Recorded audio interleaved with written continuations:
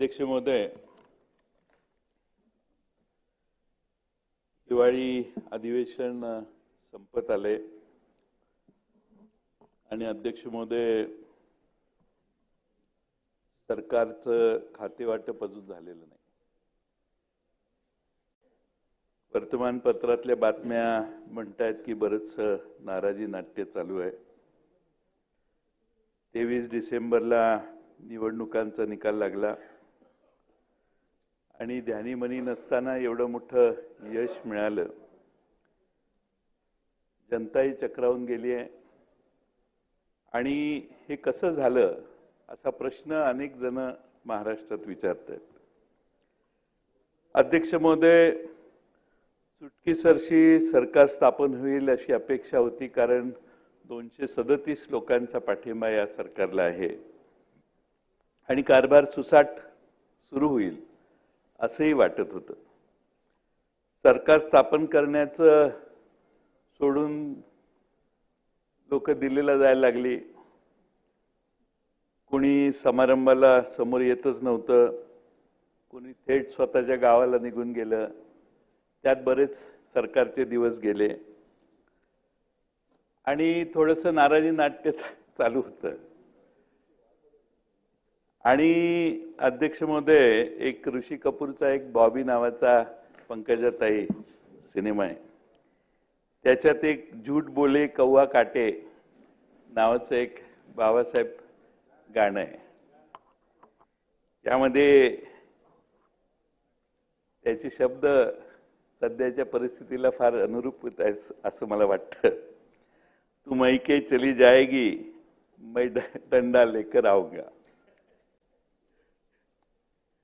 तू डंडा लेकर आएगा, मैं कुएं में गिर जाऊंगी, मैं रस्सी से खिंचवाऊंगा, मैं पेड़ पर चढ़ जाऊंगा, मैं आरी से कटवाऊंगा। सावे साहेब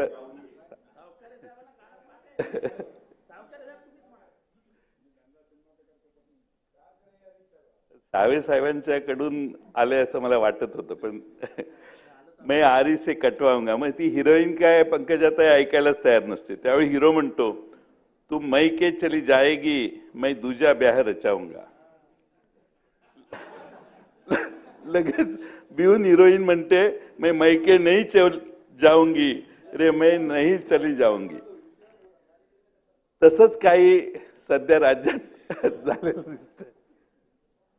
त्यामुळे मैके चली जाएंगी ते माहेरी कोण गेलं नाही, सरकार स्थापन झालं आणि त्यामुळं थोडासा वेळ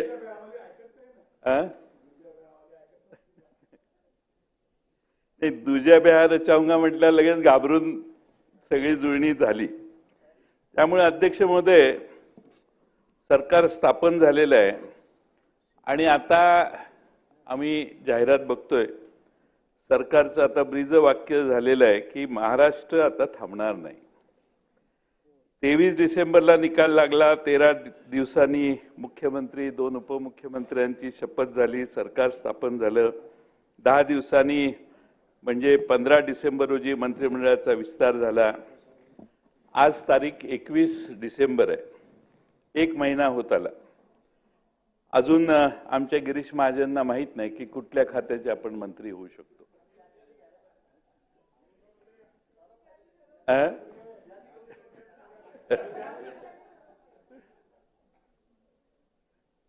एक महिना होत आला, सभागृह जवळपास 6 दिवस संपले, पण मंत्री महोदयांना हे माहित नाहीये की कोणत्या खात्याचं आपल्याला उत्तर द्यायचं।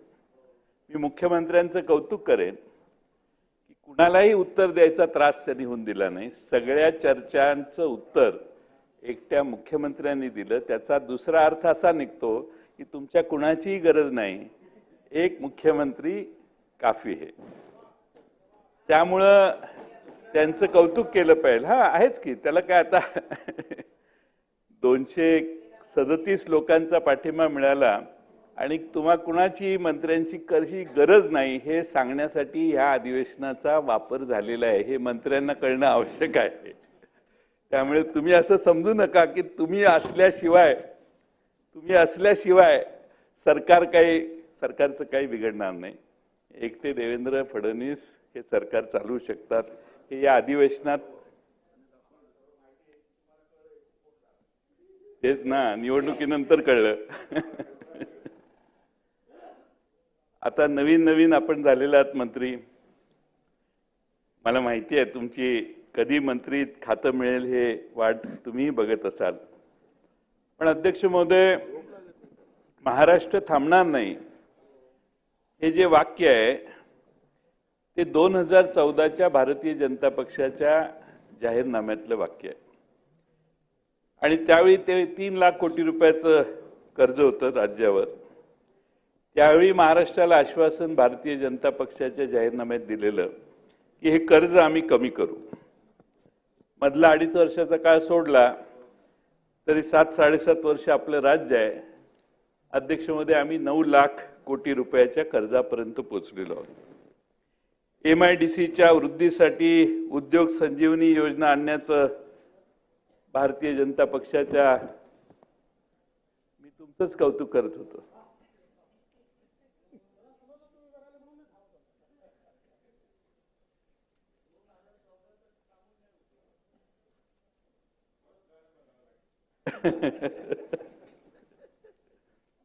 अध्यक्ष महोदय, 9 लाख कोटी रुपयापर्यंत आता सरकारवर कर्ज पोचले. MIDCची ताकद